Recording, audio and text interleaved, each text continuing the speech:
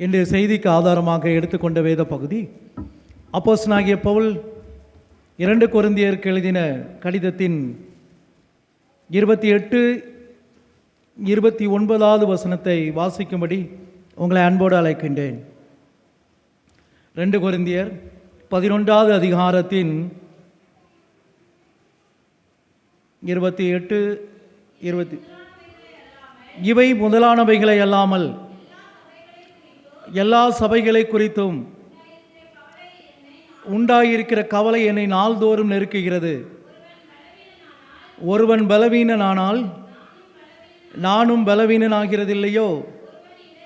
ஒருவன் இடறினால் என் மனம் எரியாதிருக்குமோ? இவை முதலானவைகளை அல்லாமல் சபைகளை குறித்த கவலை என்னை நாள்தோறும் நெருக்குகிறது. இந்த கடிதத்தை யார் எழுதினது என்றால், சபைகளை நிர்மலமாக்கி கொண்டிருந்த, சபைகளை பாழாய்க் கொண்டிருந்த சவுல் என்ற வாலிபனால் எழுதப்பட்டது. ஆண்டவராகிய இயேசு கிறிஸ்து சந்திப்பதற்கு முன்பதாக சபைகளை துக்கப்படுத்தி கொண்டிருந்தார். யாரெல்லாம் இயேசு கிறிஸ்துவின் நாமத்தை ஏற்றுக்கொள்கிறார்களோ, யாரெல்லாம் இயேசு கிறிஸ்துவின் நாமத்தை பிரகடனம் பண்ணுகிறார்களோ, அவர்களை கொலை செய்வதற்காக நிருபங்களை வாங்கி கொண்டவன் தான் இந்த வாலிபன். இவன் எருசலேமுக்கு நேராக செல்கின்றான். எருசலேமில் உள்ள யூதர்களை, இயேசு கிறிஸ்துவை ஏற்றுக்கொண்டு அவர் சீடர்களை சிதறடிக்கின்றான். ஆகவே எருசலேமுக்கு வரப்போகிறான் என்ற செய்தியை கேள்விப்பட்டவுடன் அவர்கள் பல பகுதிக்கு பிரிந்து செல்கிறார்கள். அவன் விட்ட பாடில்லை. அவர்களை நேராக தமஸ்குக்கு செல்கின்ற போது அங்கு சென்றிருக்கிறார்கள் என்பதை கேள்விப்பட்டவுடன் சவுல் என்ன செய்கின்றான்? தன்னுடைய எல்லா கடிதங்களையும் வாங்கி கொண்டு அவர்களை துன்புறுத்துவதற்காக செல்கின்றான். அவன் நியாயப்பிரமாணத்தின்படி அவன் ஒரு நியாயப்பிரமாணி. சபைகளை துன்பப்படுத்துகிறவனாக அவன் எல்லாவற்றையும் மிக நேர்த்தியாக செய்யக்கூடிய ஒரு வாலிபனாக இருந்தான். ஆகவே ஆண்டவர் அவனை சந்திக்க விரும்பினார். முள்ளில் உதைக்கிறது உனக்கு கடினமாம், நீ துன்பப்படுத்துகிற இயேசு நானே என்ற 2 வார்த்தைகளை அவரோடு கூட பேசினவுடன் தன்னோடு பேசியது யார் என்பதை அவன் புரிந்து கொண்டான்.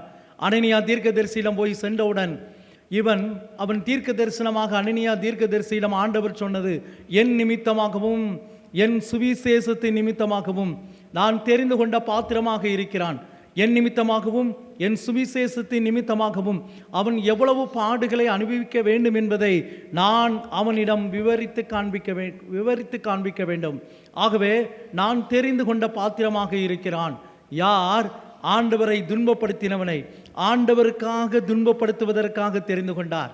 அதே போலதானே ஆண்டவரை விட்டு தூரமாய் இருந்த நம்மளை ஆண்டவருடைய சிலுவை ஆண்டவருக்கு அருகே நம்மளை அழைத்து வந்தது. தொலைந்து போன நம்மை ஆண்டவர் தேடி இந்த மந்தைக்குள் அழைத்து வந்திருக்கிறார். இதுதான் சுவிசேஷத்தின் ரகசியம். மத்திய எழுதின சுவிசேஷத்தின் 10வது அதிகாரத்தை வீட்டிலே சென்று வாசித்து பாருங்கள். அவர் நோயாளிகளை சுவிசேஷத்தை அறிவிப்பதற்கு பரலோகத்தின் பரத்துக்குரிய சுவிசேஷங்களை அறிவித்து நோய்களை குணமாக்கினார். அவருடைய சுவிசேஷம் என்பது பரலோகத்துக்கு உரியது. ஆகவே இந்த உலகத்துக்குரிய சுவிசேஷங்களை அல்ல, இந்த உலகத்துக்கும் ராஜ்யத்துக்கும் உரிய சுவிசேஷங்களை அல்ல, இவைகளுக்கு அடுத்து இருக்கின்ற பரத்துக்குரிய சுவிசேஷத்தையே ஆண்டவர் நமக்கு சொல்லி கொடுத்திருக்கிறார். ஆகவே அந்த மாபெரும் ஊழியத்திற்காக இந்த சவுல் என்ற வாலிபனை சந்திப்பதற்காக அவர் சற்று நீண்ட காலங்கள் எடுத்துக்கொண்டார். ஆனால் சரியாக சந்தித்தார். இன்னும் நீங்கள் வேதத்தை அப்போஸ்தலர் எழுதின நடவடிக்கைகளை வாசித்து பாருங்கள். அவர் சடிதியாய் எழுந்து எருசலேமுக்கு செல்லாமல் என்னை ஆட்கொண்ட, என்னை தெரிந்து கொண்ட, நான் யார், ஆண்டவர் யார் என்பதை புரிந்து கொண்ட நான் எருசலேமுக்கு செல்லாமல் நேராக அரபு தேசத்திற்கு சென்றேன். சடிதியாய் எழுந்து ராஜ்யத்திற்குரிய சுவிசேஷத்தை பிரசங்கிக்க ஆரம்பித்தார் இந்த பவுல். இப்பேற்பட்ட சபைகளை நிர்மலமாக்கி கொண்டிருந்த அந்த சவுல் ஆகிய அந்த வாலிபன் பவுலாய் மாறின பின்பு பேசின வார்த்தைகள் தான். ஏனென்றால் அவர் பேசவில்லை, அவருக்குள்ளே ஆட்கொண்டு இருந்தாரே அந்த ஆண்டவர், அவருக்குள்ளே ஆட்கொண்டு இருந்தாரே சிலுவையில் அறையப்பட்ட அந்த ஆண்டவராகிய இயேசு கிறிஸ்து அவர் வழியாக பேசினார். அவர் வழியாக பேசின வார்த்தைகள் தான் இவை. எந்த வார்த்தைகள்? இவை முதலானவைகளை அல்லாமல் எல்லா சபைகளை குறித்த கவலை என்னை நாள்தோறும் நெருக்குகிறது. இதை நெருக்குவதற்கு காரணம் என்னவென்றால், சபையிலே ஒருவன் இடறினால் என் மனம் எரியாதிருக்குமோ? ஒருவன் பலவீனனானால் நான் பலவீனனாகிறதில்லையோ? ஒரு திருச்சபையை நடத்துகின்ற அல்லது ஒரு திருச்சபையை கூட்டுவதற்கு அல்லது ஆண்டவரை அறியாத மக்களிடம் சுவிசேஷத்தை சொல்லி புறஜாதியர்களுக்கு சுவிசேஷத்தை பிரசங்கிப்பதற்கு எனக்கு அருளப்பட்டிருக்கிறது என்று கூறின இந்த பவுல் திருச்சபை மக்களை அழைத்து சிறு சிறு மந்தைகளாக சேர்த்து சபைகளை உருவாக்குகிறார்.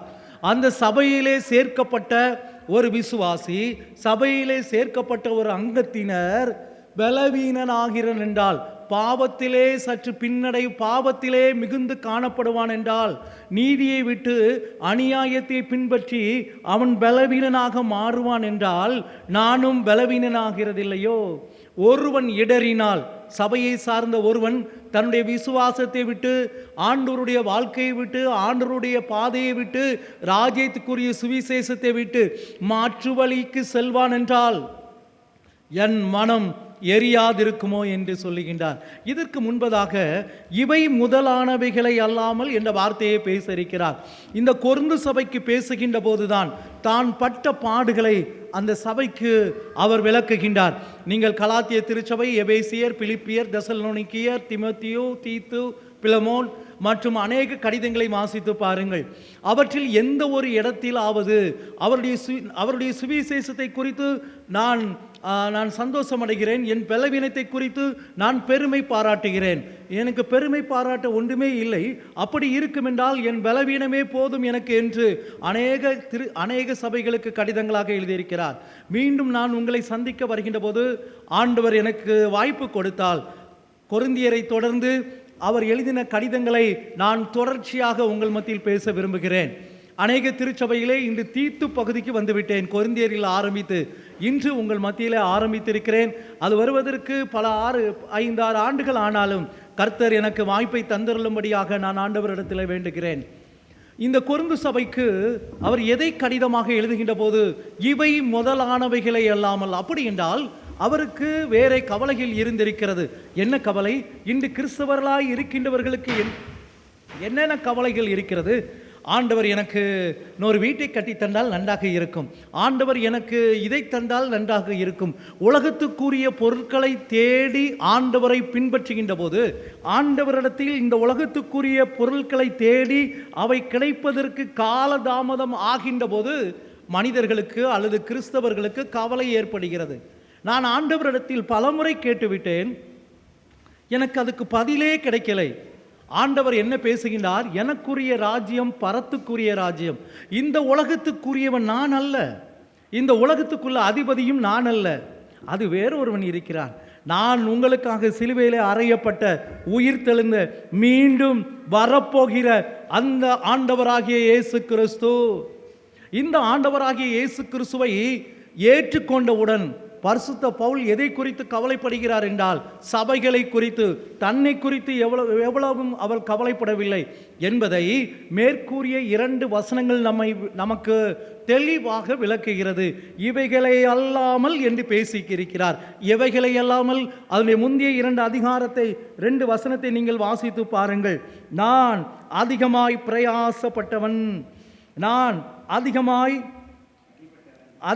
அடிப்பட்டவன், நான் அதிகமாய் காவலில் வைக்கப்பட்டவன், அநேக தரம் மரண அவதியில் அகப்பட்டவன், யூதர்களால் ஒன்று குறைய 40 அடியாக 5 தரம் அடிப்பட்டேன், 3 தரம் மிலாறுகளால் அடிப்பட்டேன், 1 தரம் கல்லெறியுண்டேன், 3 தரம் கப்பர் சேதத்தில் இருந்தேன், கடலிலே ராப்பகல் முழுவதும் தங்கினேன், அநேக தரம் பிரயாணம் பண்ணினேன், ஆறுகளால் வந்த மோசங்களிலும் கல்லரால் வந்த மோசங்களினாலும், என் சுய ஜனங்களால் வந்த மோசங்களினாலும், அந்நிய ஜனங்களால் வந்த மோசங்களினாலும், பட்டணங்களினால் உண்ட மோசங்களிலும், வனாந்தரத்தில் உண்டான மோசங்களிலும், சமுத்திரத்தில் உண்டான மோசங்களிலும், கள்ள சகோதரத்தில் உண்டான மோசங்களிலும், பிரயாசத்திலும் வருத்தத்திலும், அநேக முறை உபவாசத்திலும், பசியிலும் தாகத்திலும், உபவாசத்திலும் குளிரிலும்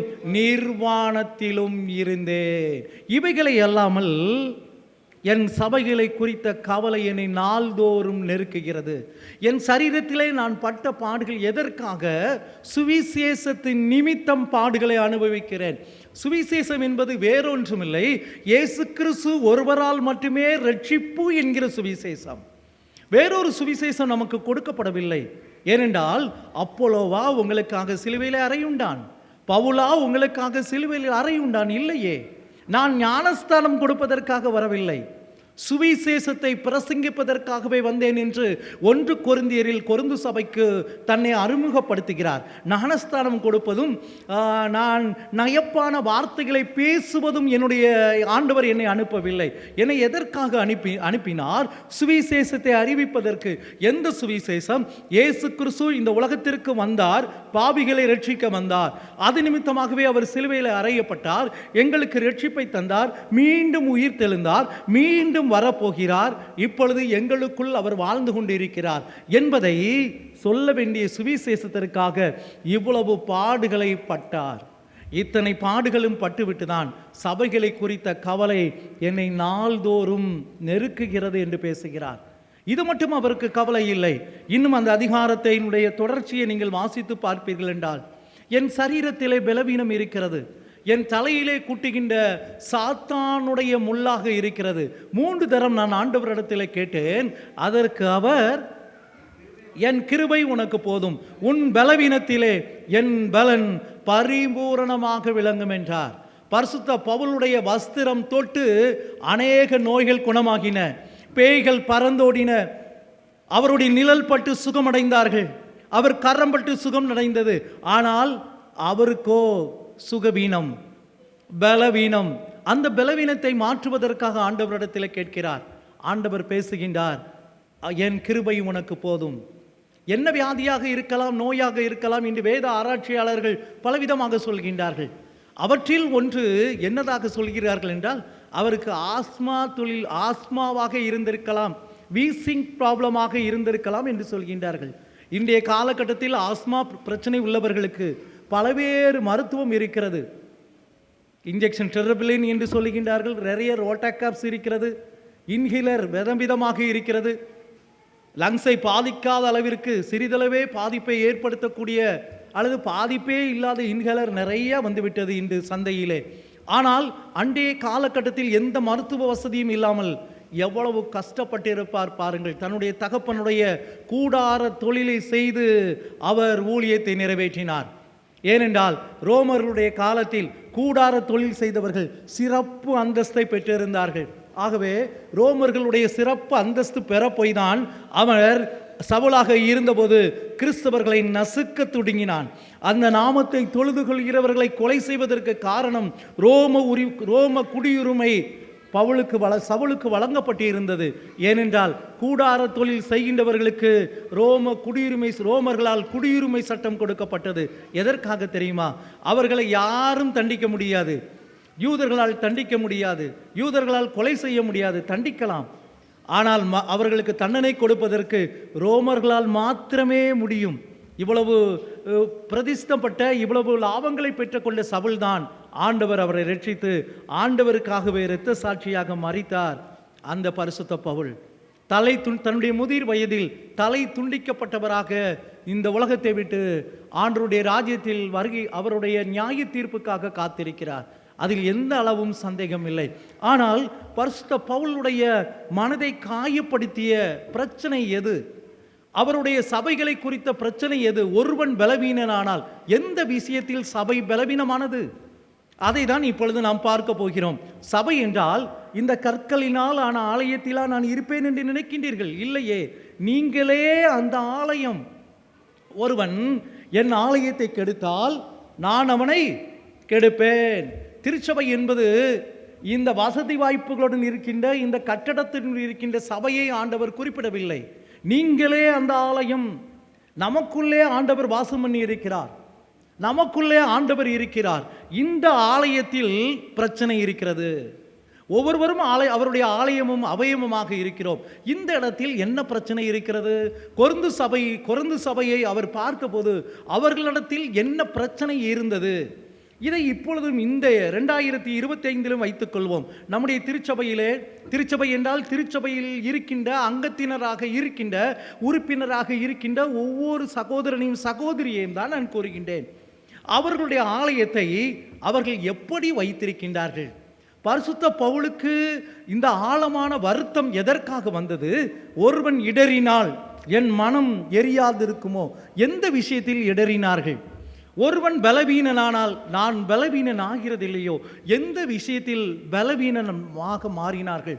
இன்று கிறிஸ்தவர்கள் என்று சொல்லிக் கொள்கிறவர்கள் அவற்றில் சரியாக இருக்கின்றார்களா என்பதற்கு விளக்கம் இந்த அதிகாரத்தினுடைய கடைசி பகுதியிலே தெள்ள தெளிவாக பேசியிருக்கிறார்.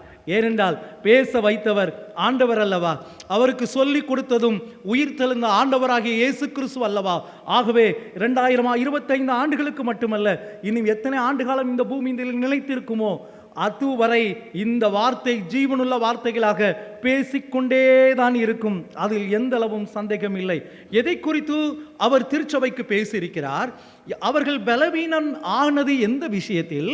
அவர்கள் இடறி போனது எந்த விஷயத்தில்?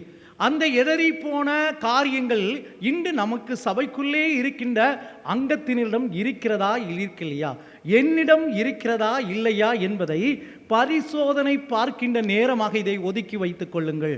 என்ன பிரச்சனை இருந்தது? அப்போஸ்தலனாகிய பவுல் 12வது அதிகாரத்தின் 20 மற்றும் 21வது வசனத்தை வாசியுங்கள். ஆகிலும் நான் வந்து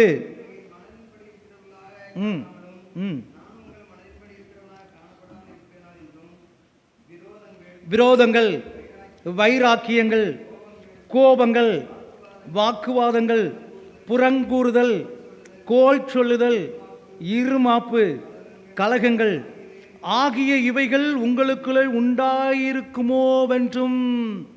ஒருவன் இடறினால் எதில் இடறுகிறான்?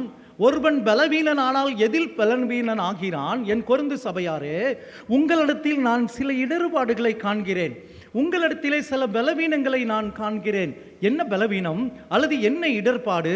ஆண்டவராகிய இயேசு கிறிஸ்துவை நீங்கள் முதல் நாள் எப்படி ஏற்றுக்கொண்டீர்களோ அதிலிருந்து வலுப்பெற்று கட்டிடமாக கட்டப்பட்டு அதிலே வலுப்பெற வேண்டும் என்பதுதான் என்னுடைய ஆசை.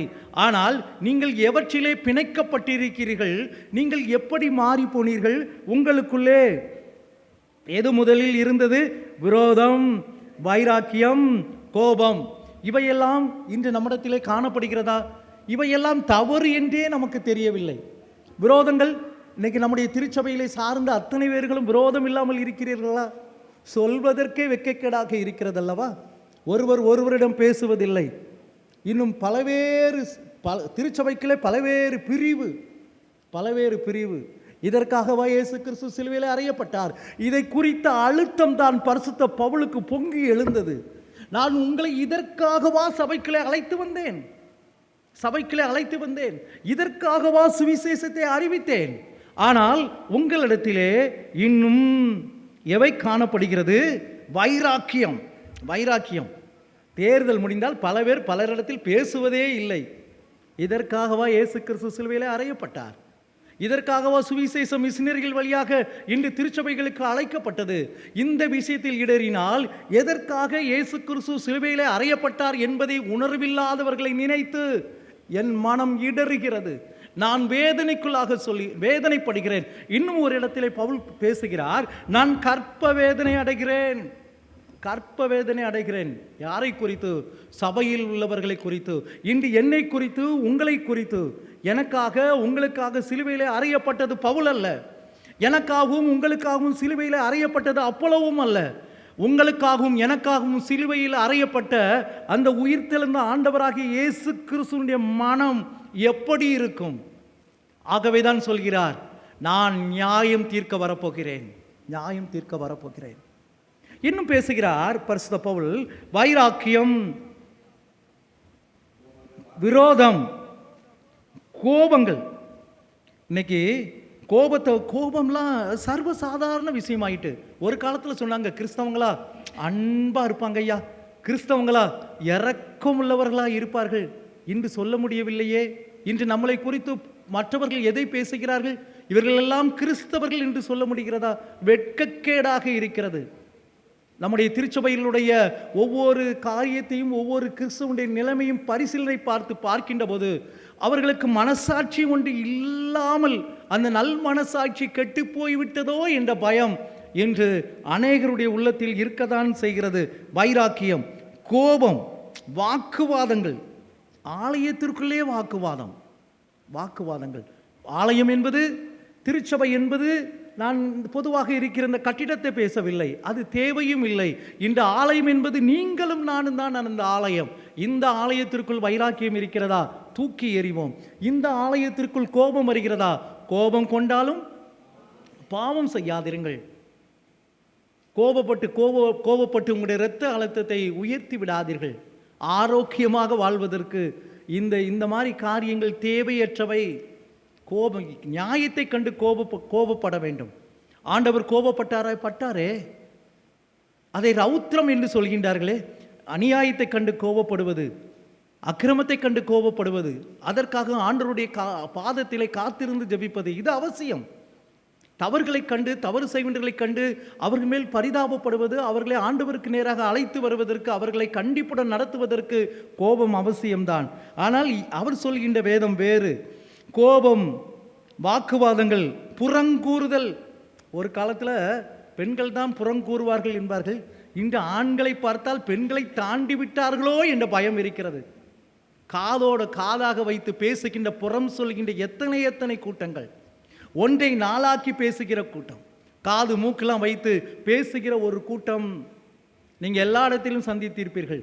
இன்று நமக்குள் அப்படி இருக்கிறதா? நாம் சந்தித்தால், இருவரை சந்திக்கின்ற போது இருவரும் சேர்ந்து மற்றவர்களை பேசாதீர்கள், உங்கள் இருவரை மட்டும் பேசிக்கொள்ளுங்கள். ஒருவர் சந்திக்கின்ற போது மூன்றாவது நபரை குறித்து பேசாதிருங்கள். அதை தான் வேதாகமும் நமக்கு கற்றுத்தருகிறது. அது நமக்கு அவசியமும் இல்லை. எல்லாவற்றையும் ஆண்டவர் பார்த்து கொள்வார்.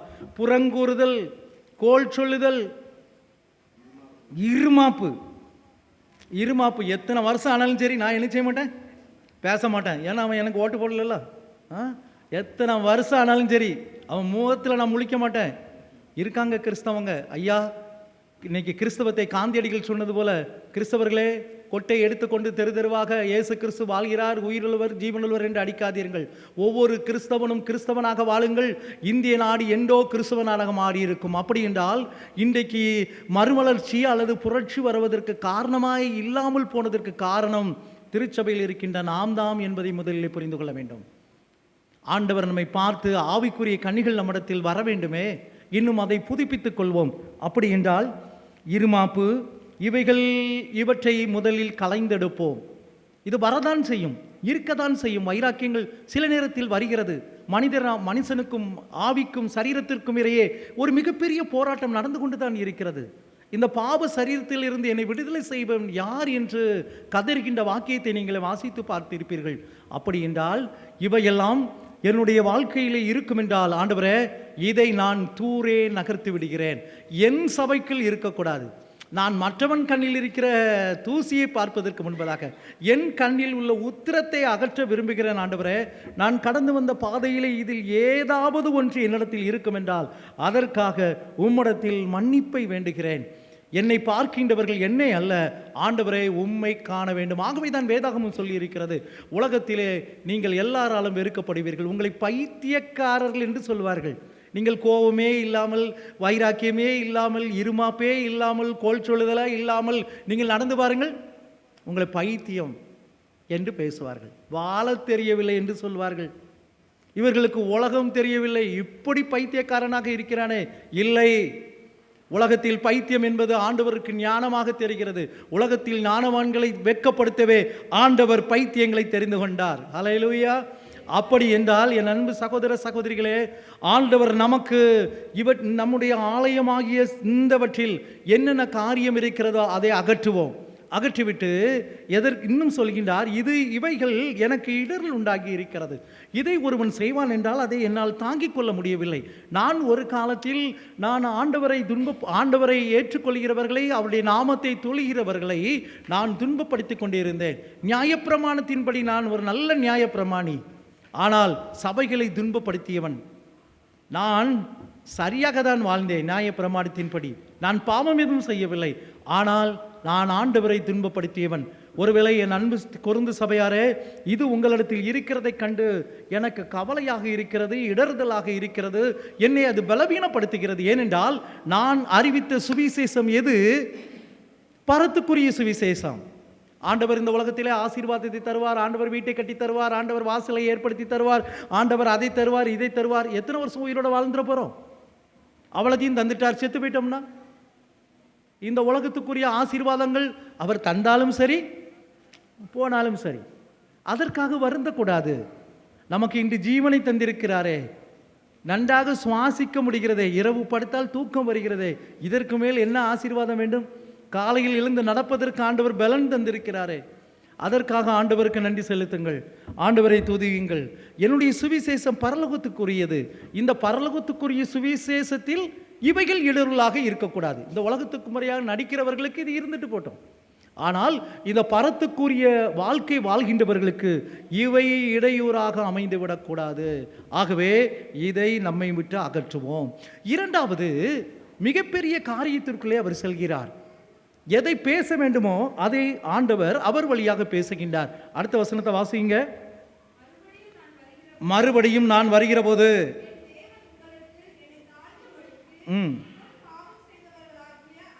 முன் பாவம் செய்தவர்களாகிய அநேகர் தாங்கள் நடப்பித்த அசுத்தத்திலும் வேசித்தனத்திலும் காம விகாரத்தையும் விட்டு மனம் திரும்பாமல் இருப்பதை குறித்து நான் துக்கப்பட வேண்டியதிருக்குமோ என்று கவலைப்படுகிறேன் என்று நான் பயந்திருக்கிறேன். அவருக்கு பயம் என்ன? பரிசுத்த பவுல் சபைகளை பயங்காட்டி கொண்டிருந்தார். சபைகள் பவுலை குறித்து, அவன் சவுலாக இருந்தபோது சவுலை குறித்து பயந்தது. ஆண்டவர் அவரை பவுலாக மாற்றிய பின் அவருக்கு பயம் என்னவென்றால் சபையை குறித்த பயம். சபை என்றால் சபையில் உள்ள விசுவாசிகள், அங்கிருக்கின்ற மக்கள், அங்கிருக்கின்ற அங்கத்தினர்கள், அங்கிருக்கின்ற உறுப்பினர்கள். என் கொருந்து சபையாரே, உங்களுக்குள் எவற்றையெல்லாம் நீங்கள் விட்டுவிட வேண்டும் என்று உங்களிடத்தில் பேசினேன். இரண்டாவதாக, அவரவர்கள் செய்த அசுத்தத்தையும், முன்பு பாவம் செய்த அநேகர் அசுத்தத்தையும் வேசித்தனத்தையும் காம விகாரத்தையும். இந்த மூன்றும் எது வழியாக ஆரம்பிக்கிறது? வேதாகமத்திலே விட இருக்கிறது. இந்த மூன்று பாவங்களும், அசுத்தமானாலும் சரி, காம விகாரமானாலும் சரி, விபச்சாரமானாலும் சரி, முதல் எங்கிருந்து ஆரம்பிக்கிறது? எது இருக்கிறது? ஆதியாமத்தில் நமக்கு எடுத்துக்காட்டி இருக்கிறது அல்லவா? ஆண்டவர் தோட்டத்தை படைத்தார், தோட்டத்தில் அழகான மரங்களை படைத்தார், தோட்டத்தின் நடுவே ஒரு மரத்தை படைத்தார். அதில் கனி ஒன்று இருந்தது. அந்த கனி எப்படி இருந்தது? புசிப்புக்கு நல்லதும் இச்சிக்கப்படத்தக்கதாகவும் இருந்தது. அப்போ இந்த இச்சிக்கப்படுத தன்மை எதை பார்ப்பதினால்? அந்த பழத்தை பார்ப்பதினால், அந்த மரத்தை பார்ப்பதினால் இச்சிக்கப்படக்கூடிய அல்லது தன்னை விரும்பக்கூடிய ஒரு சுவாபத்துடன் அது இருந்தது. அப்படி என்றால் கண்ணானது சரீரத்திற்கு, உன் கண் கெட்டதாக இருந்தால் உன் சரீரம் முழுவதும் கெட்டதாக இருக்கும். அப்படி என்றால் இந்த அசுத்தம், காமவிகாரம், விபச்சாரம் அனைத்தும் கண்கள் வழியே அந்த பாவம் உள்ளே வருகிறது. அசுத்தம் இதற்கு மூல காரணமாக இருப்பது கண்கள். ஒருவேளை நமக்கு கண்களே இல்லை என்று கற்பனை பண்ணி கொள்ளுங்களேன். வௌவால் போல் ஆண்டவர் நம்மளை படைத்திருப்பார் என்று நினைத்துக் கொள்ளுங்கள். விபத்து இருந்திருக்காது. கண்கள் இருந்து விபத்துக்கள் நிறையாக வருகிறது. ஒருவேளை வௌவால் போல் மீயொலிகளை பயன்படுத்தி நாம் பயணிப்போம் என்றால் இன்று இருக்காது. ஆனால் ஆண்டவர் தன் சாயலிலே மனிதனை உருவாக்கினார். அவர் தன் சாயலிலே மனிதனை படைத்தார். அப்படி என்றால் எல்லாவற்றிற்கும் காரணம் இந்த கண்ணானது சரீரத்திற்கு விளக்காக இருக்கிறது. யோபு சொல்கின்றார், என் கண்ணோடு உடன்படிக்கிற பண்ணின நான் ஒரு கன்னிகையின் மேல் நோக்கமாய் இருப்பது எப்படி? எவ்வளவு ஒரு அற்பமான வார்த்தை பாருங்க. ஆரம்ப காலத்திலே நான் உங்களிடத்தில் பேசுகிறேன், விபச்சாரம் செய்யாதிருப்பையாக என்பது உங்களுக்கு உரைக்கப்பட்ட கட்டளையாக இருக்கலாம். நான் உங்களுக்கு சொல்கிறேன், ஒரு ஸ்திரியை இச்சையோடு பார்க்கிறவன் அவள் இருதயத்தோடு விபச்சாரம் செய்தாயிற்று என்று நான் உங்களுக்கு சொல்கிறேன். ஆண்டவராகிய இயேசு கிறிஸ்துவின் சட்டம் என்பது அவள் எளிதல்ல, கடினமான உபதேசம். ஆண்டவருடைய பிள்ளைகளுக்கு அது எளிது. ஆனால் கிறிஸ்தவர்கள் என்று வேதாகமத்தை எடுத்துக்கொண்டு நடித்துக்கொண்டு அலைகின்றார்களே, ஏமாற்றிக் கொண்டு இருக்கிறார்களே, அது சற்று கடினமான உபதேசம் தான். ஒரு பெண்ணை இச்சையோடு பார்க்கிறவன், ஒரு ஸ்திரியை இச்சையோடு பார்க்கிறவன் பிறகு எப்படி சினிமா பார்க்க முடியும்? இன்னைக்கு எத்தனை கிறிஸ்தவர்கள் இருக்கின்றார்கள், எத்தனை கிறிஸ்தவர்கள் இருக்கின்றார்கள். அப்படியெல்லாம் பார்த்து போய் தானே நம்முடைய கிறிஸ்துமஸ் ப்ரோக்ராம் கூட பெண்கள் முதல் சிறுவர்கள் வரை ஒரே ஆட்டம், ஒரே ஆட்டம். இச்சை கண்கள் வழியாக வருகிறது. அன்றைய காலத்தில் சண்டே கிளாஸில் சொல்லிக் கொடுத்த ஒரு பாடல் ஒன்று இருக்கிறது. 2 சிறு கண்கள் எதற்காக? அவரை நோக்கி பார்ப்பதற்காக, ஆண்டவரை நோக்கி பார்ப்பதற்காகவே இந்த கண்கள் படைக்கப்பட்டது. எங்கு இருக்க வேண்டிய அந்த தாவீது ராஜா அரண்மனையின் உப்பரகியின் மேல் அவன் நடந்து கொண்டிருந்தான். நடப்பயிற்சி என்றால் எங்கு இருக்க வேண்டும்? தரையிலே இருந்திருக்க வேண்டும். மாடியிலே அவன் இருக்கின்ற அந்த மாளிகையின் மேல் அவன் நடந்து கொண்டிருந்தான். அதாவது மொட்டை மாடியில் வாக்கிங் சென்று கொண்டிருந்தான். பிரச்சனையே அங்குதான் ஆரம்பித்தது. வாக்கிங் சென்றது தப்பில்லை, அவன் கண்கள் நோக்கினது தவறு, பாவத்திலே விழ வைத்தது. ஆகவே தான் 51 சங்கீதத்தில் பாவிகளிலே நான் பாவம் செய்தேன், உமக்கு விரோதமாக நான் பாவம் செய்தேன் என்று அவர் கதறுவதை நாம் பார்க்கலாம். அப்படி என்றால் இந்த இச்சை, விபச்சாரம், வேசித்தனம், காமவிகாரம் இவை அனைத்தும் கண்கள் வழியாக வருகிறது. என் பொருந்து சபையாரே, நீங்கள் இதில் யாராவது நீங்கள் பாதிக்கப்பட்டிருப்பீர்கள் என்பதை நான் கேட்கின்ற போது என் மனம் பயப்படுகிறது ஐயா. ஏனென்றால் உங்களுக்கு மோட்ச ராஜ்யம் கிடைக்காதே. இன்னைக்கு நாம் எடுத்துக்கொள்வோம், நம்முடைய திருச்சபையிலே சார்ந்த அத்தனை பேர்களும் சரியாக இருக்கிறோமா? ஒரு காலத்தில் தவறு செய்தோம், நம்மை ஆண்டவர் மீட்டு வந்திருக்கின்றார், ஆண்டவருக்கு நன்றி செலுத்துகிறோம், நன்றி செலுத்துவோம். ஆனால் இன்றைய காலகட்டத்தில் ஆண்டவருடைய வருகை இருக்கும் என்றால் இன்று இருக்கின்ற அத்தனை பேர்களும் தேவனுடைய ராஜ்யத்திற்குள் சென்று விடுவார்களா? இந்த சபைக்குள்ளே, நம்முடைய உள்ளமாகிய சபைக்குள்ளே இதில் இத்தனை தவறுகள் இருந்தால் மீட்பாகுவது எப்படி? அந்த ரட்சிப்பை சுதந்திரித்துக் கொள்வது எப்படி? அந்த பரலோக ராஜ்யத்தை சுதந்திரித்துக் கொள்ள முடியாதே என்ற வேதனை பரிசுத்த பவுலை பலவீனமாக மாற்றுகிறது. நான் இதற்காகவா பிரயாசப்பட்டேன்? இதற்காகவா இன்று மிஷனரிகள் இவ்வளவு ஆலயங்களை நம்முடைய மாவட்டத்தில் கட்டி வைத்தார்கள், நமக்கு சுவிசேஷத்தை அறிவித்தார்கள். நாம் எங்கே சென்று கொண்டு இருக்கிறோம்? நம்முடைய திருச்சபை சார்ந்த அத்தனை கிறிஸ்தவர்களும் மரித்து போனால் தேவனுடைய ராஜ்யத்திற்கு சென்று விடுவார்களா? அதை நினைத்தால் நம்முடைய ஆண்டவருடைய மனம் என்ன வேதனைப்படும், என்ன வேதனைப்படும். ஒன்று செய்வோம், நான் விரும்புகின்ற மாற்றம் முதலில் எண்ணிலிருந்து ஆரம்பிக்க வேண்டும். நான் விரும்புகின்ற மாற்றம் முதலில் எண்ணிலிருந்து ஆரம்பிக்க வேண்டும். ஆண்டவரே, அவர்களை சந்தியும் என்பதற்கு முன்பதாக ஆண்டவர் நம்மை மாற்ற வேண்டும். நம்மளை மாற்றி இருக்கிறார், நம்மை நினைத்திருக்கிறார். ஆகவே பிறரையும் மாற்ற வேண்டும். இதற்கு அடிப்படையாக இருக்கின்ற இவற்றிலிருந்து தப்பித்துக் கொள்வதற்கு ஒரே ஒரு வழி இருக்கிறது. நானே வழி, நானே சத்தியம், நானே ஜீவன், என்னால் அன்றி ஒருவனும் தேவனிடத்தில் வரான். நானே வாசல். உங்களால் நீங்கள் உங்கள் பாவத்தை விட்டு வெளிவர முடியாது. நீ பாவியாகவே வா. எவ்வளவு அருமையான கீர்த்தனை! பாவியாகவே வரையா, என்னை ஏற்றுக்கொண்டருளும் தகப்பனே. அந்த பாவியாகவே அவரிடத்தில் வருவதற்கு அவர் நம்ம பாவத்தை மன்னித்து மறந்து புது சிருஷ்டியாக மாற்றுகிறார். இதை அந்த கடிதங்களிலே தொடர்ச்சியாக நாம் தியானிக்கலாம். அப்படி என்றால், ஆண்டவரே, நான் உம்மண்டை வந்து நிற்கின்ற போது என் ஆத்மாவும் ரட்சிக்காமல் பிற ஆத்மாவையும் ரட்சிக்காமல் போய்விடாமல் இருப்பதற்கு தடையாக இருப்பது இவை. இந்த தடைகளை என்னை விட்டு அகற்றும். இவற்றில் ஏதாவது ஒன்று என்னிடத்திலே காணப்படும் என்றால், ஆண்டவரே, இது மாற்றுகின்ற இந்த காலை பொழுதாக இந்த ஞாயிற்றுக்கிழமை எனக்கு அமையட்டும் ஐயா. இவற்றை விட்டு நான் முழுவதுமாக மாற விரும்புகிறேன்.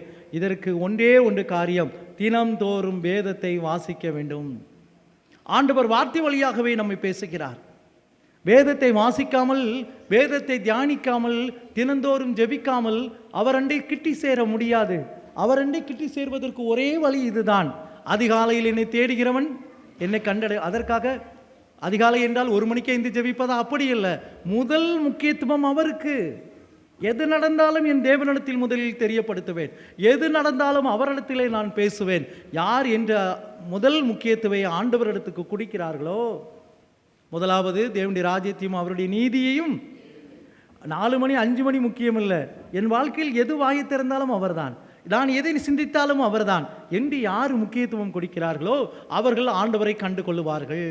அப்படி என்றால் தினந்தோறும் வேதத்தை ஆதியாமத்திலிருந்து முறைப்படி வாசியுங்கள். அங்கொன்றும் இங்கொன்றுமாக வாசிக்காதீர்கள். அதை எழுதினவர் ஆண்டவரே, அவரே புரிய வைப்பார். விளக்கத்தை அவரிடம் கேளுங்கள், அவர் சொல்லித் தருவார். நீங்கள் தொடக்கத்திலிருந்து வேதாகமத்தை முறைப்படி வாசியுங்கள். தினந்தோறும் ஜெபம் பண்ணுங்கள். இந்த 2 வழிகள் இருக்கிறதையா இவற்றிலிருந்து விடுதலை பெறுவதற்கு.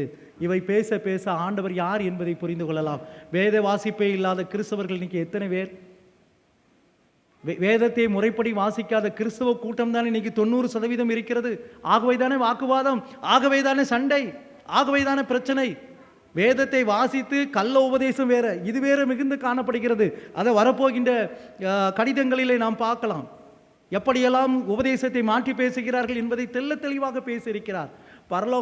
பரலோகத்தினுடைய சுவிசேஷத்தை தவிர இந்த உலகத்துக்குரிய எந்த காரியத்தை பேசினாலும் அவன் கள்ள தீர்க்கதரிசி என்று சொல்லுகின்றார். ஏனென்றால் இந்த உலகத்துக்குரிய ஆசீர்வாதத்திற்காக இயேசு கிறிஸ்து சிலுவையில் அறையப்படவில்லை, பரலோகத்தை தருவதற்காகவே, அந்த பரம கானானுக்குள் செல்வதற்காகவே அவர் பிரயாசப்பட்டார். அதற்காகவே பாடுகளை பட்டார், அதற்காகவே சிலுவையில் அறையப்பட்டார் என்கிற சுவிசேஷத்தை தான் பரிசுத்த பவுல் பிரசங்கம் பண்ணினார். மனம் திரும்புங்கள், பரலோக ராஜ்யம் சமீபித்திருக்கிறது என்ற பிரசங்கத்தை ஆண்டவர் முன்னுரைத்தார். அதே போலதான் பரிசுத்த பவுல் அவர் செய்த சுவிசேஷத்தினுடைய மிஷனரி பயணத்தினுடைய முதல் பகுதியை உங்கள் மத்தியிலே பேசியிருக்கிறேன். இந்த கொரிந்து சபைக்கு பேசின முதல் அத்தியாயத்தை உங்களிடத்தில் பேசியிருக்கிறேன். மீண்டும் நான் உங்களை சந்திக்க வருகின்ற போது கலாத்திய திருச்சபைக்கு அவர் பேசின காரியத்தை குறித்து, கலாத்திய திருச்சபையிலே அவர் குடித்தின கடிதங்களை வீட்டிலே உட்கார்ந்து வாசித்துவிட்டு வரும்படி உங்களை அன்போடு கேட்டுக்கொள்கிறேன். தினந்தோறும் வீட்டிலே எழுந்து கலாத்தியர்களுக்கு கடிதத்தை நீங்கள் வாசியுங்கள். மீண்டும் உங்களை நான் சந்திக்க வருகின்ற போது அதே சபைக்கு அவர் கூட்டின உபதேசத்தை குறித்து பேசுவேன். அப்படி என்றால் இந்த கொரிந்து சபையிலே ஏற்பட்ட பின்மாற்றம் இவையெல்லாம் நடந்துவிடக்கூடாது என்பதை பவுல் எதை விரும்பினாரோ அதையே நானும் விரும்புகிறேன் என்று ஒவ்வொருவரும் நினைத்துக் கொள்வோம். இவை எல்லாவற்றிலிருந்து விடுதலை பெறுவதற்காக தான் இயேசு கிறிஸ்து சிலுவையிலே மரித்தார் என்ற சுவிசேஷத்தை உறுதியாக பின்பற்றுவோம். இந்த உலகத்துக்குரிய ஆசீர்வாதத்தை ஆண்டவர் தருவார், இல்லை என்று இல்லை. அதற்காக ஆண்டவர் இந்த உலகத்திற்கு நம்மை அனுப்பவில்லை. பாவமில்லாத ஆண்டவரை போன்று நாம் மரணிக்க நேரத்திலே என்னிடத்தில் தப்பு உண்டு, என்னிடத்தில் பாவம் உண்டு என்று உங்களில் எவன் சொல்லக்கூடும் என்ற கேள்வியை கேட்பதற்கு நாம் ஆயத்தம் தானா? ஒவ்வொரு கிறிஸ்தவனும் ஆயத்தமாக இருந்தால் அதுவே இரட்சணிய நாள். அதற்காகவே இயேசு கிறிஸ்து சிலுவையிலே அறையப்பட்டார். ஆண்டவரே, நான் பிறரை பார்ப்பதற்கு முன்பதாக வேதாகமத்தில் சொல்லப்பட்ட மாற்றம் என்னிலிருந்து ஆரம்பிக்க போகிறது என்று முடிவெடுப்போம். அதில் நினைத்திருப்போம். ஆண்டவர் கனி கொடுக்க கிருபை செய்வார். தலைகளை தாழ்த்தி ஜெபிப்போம்.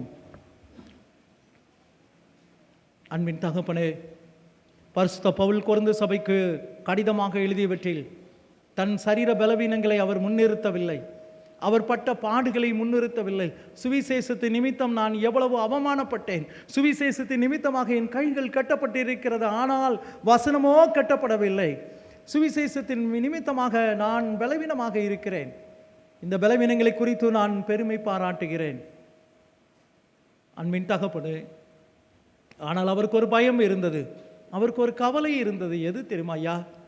கிறிஸ்தவர்களாகி நாங்கள் எங்களிடத்தில் இந்த தவறுகள் இருக்குமோ என்று கொரிந்து சபையை கண்டு பயந்த அதே பரிசுத்த பவுல் எங்களை குறித்து என் தேவன் என்ன சொல்ல போகிறார்? பவுலால் இப்பொழுது காண இயலாது, நியாய தீர்ப்புக்காக காத்திருக்கிறார். நாங்களும் ஒரு நாள் காத்திருப்போம் என் தகப்பனே. ஆனால் எங்களை பார்க்கிறவர் நீர் அல்லவா ஐயா? நீர் பார்க்கின்ற போது நாங்கள் எப்படி இருக்கிறோம்? எங்களிடத்தில் இந்த தவறுகளும் குற்றங்களும் பாவங்களும் இருக்கும் என்றால் அவற்றை களைந்துவிட்டு பாவமே பாராத சுத்த கண்ணரோடு நாங்கள் இணைய போகிறோம். ஆண்டவர் எங்களை வழி நடத்துவார். அவர் எங்களை பார்த்து கொள்வார். அவர் எங்களுக்கு முன் சென்று கோணலானைகள் எல்லாவற்றையும் சபையாக மாற்றுவார். பாவத்திலிருந்து விடுதலை தருவார். இரத்தாம்பர சிவப்பாக இருந்தாலும் அதை மன்னித்து அவற்றை மறைக்கிற ஆண்டவராக இருக்கிறார். ஆண்டவரிடத்தில் வாருங்கள், அவரிடத்தில் ஒப்புக் கொடுங்கள், திறந்தோர் வேதத்தை வாசியுங்கள், ஜெபியுங்கள். அவர் நம்மளை பலப்படுத்துவார். கனியுள்ள ஒரு கிறிஸ்தவ வாழ்க்கை வாழ்வதற்கு அவர் உதவி செய்வார். இயேசு கிறிஸ்துவின் நாமத்தில் ஜெபிக்கிறோம் ஜீவனுள்ள நல்ல பிதாவே, ஆமென்.